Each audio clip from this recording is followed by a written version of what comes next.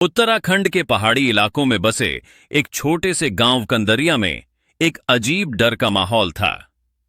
गांव वाले कहते थे कि रात के समय कोई बकरा आदमी आता है, आधा इंसान आधा बकरा। उसकी लाल चमकती आंखें अंधेरे में ऐसे दिखती थीं जैसे कोई जलता अंगारा, और उसकी खुरों की आवाज पूरे जंगल में गूंजती थी। गांव के बुजुर्गों के अनुसार यह कहानी लगभग 30 साल पुरानी थी। एक गरीब लड़का वीरण गांव में रहता था।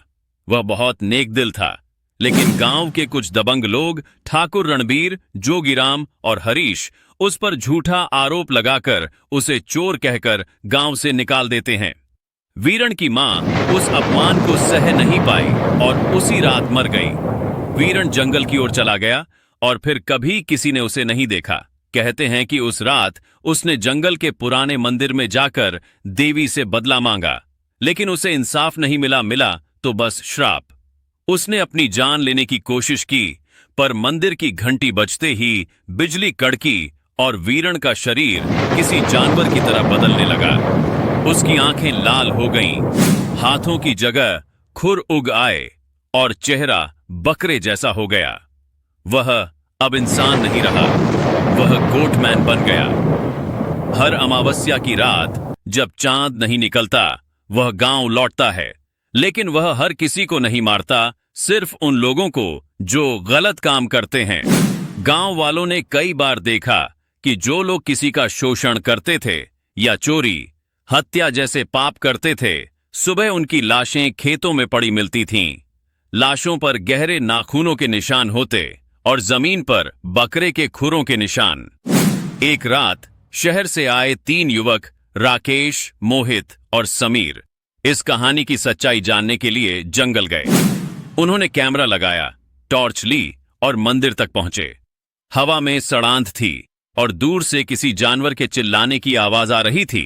तभी अचानक झाड़ियों में सरसराहट हुई और टॉर्च की रोशनी में दिखा आधा इंसान आधा बकरा, खून से लथपथ, उसकी आंखें लाल और चमकदार। राकेश डर के मारे पीछे गिर पड़ा। मोहित भागने लगा, पर गोटमैन की रफ्तार इतनी तेज थी कि वो पलक झपकते ही उनके सामने आ गया। उसके मुंह से सिर्फ एक आवाज निकली, जो पाप करेगा उसका लहू मेरा होगा।